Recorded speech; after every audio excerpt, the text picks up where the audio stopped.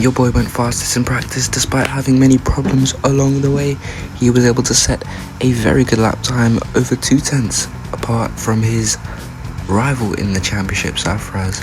But then at the hairpin during one of his laps, he had a bit of a problem getting on throttle a bit too early and having to let through Safraz's championship rival. Your boy also struggled at the chicane, having to go straight on past the gravel, but it wasn't too much to worry about for him. It was just a tiny mistake.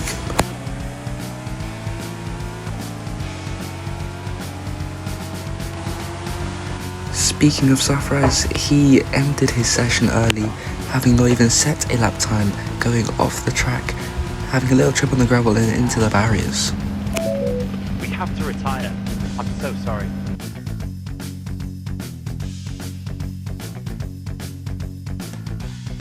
Red Boy had a decent time in practice today, but he did have more problems like everyone at the chicane, having to go straight on, almost snapping the car fully and spinning out into the barriers.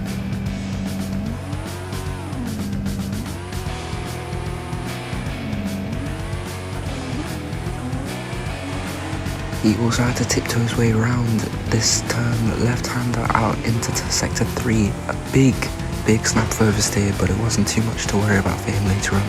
However, his problems did grow as into the hotel section. He was very shaky.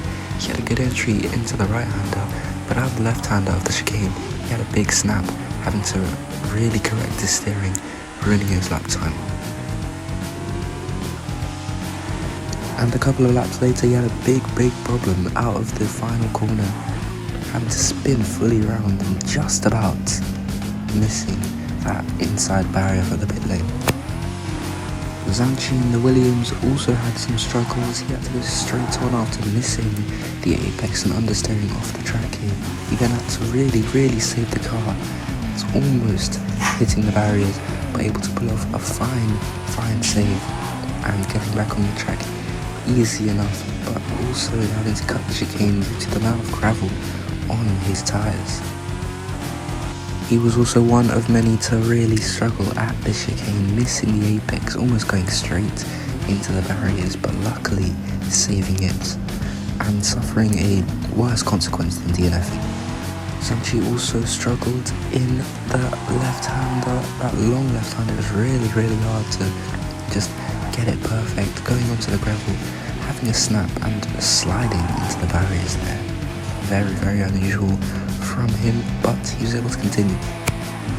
This, however, was a mistake that cost him the session. This was the moment he crashed out of the race, getting onto the gravel, snapping, going onto the gravel again, and crashing. The Brazilian was not happy with this one. We have to retire. Sauber, the team turning to Audi next season, also had some struggles with Kimi Häkkinen, their driver, who will turn into their team principal next season, looking to charge forward in that Audi project. But he had some struggles at the final corner, having a big snap and correcting it, able to get back onto the track just, but invalidating his lap time. A very fast lap time from him it was going to be.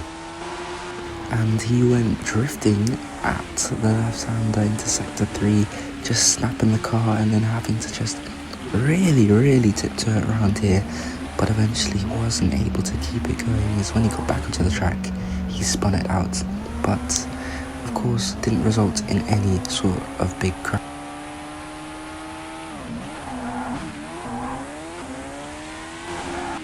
But towards the end of the race, this is what happened. Another big mistake from a big name on the grid, Kimi Häkkinen into the last corner, just getting onto the gravel after some understeer, spinning the car out of the final corner, and his camera cut off there, but we were able to see him driving off into the distance safely.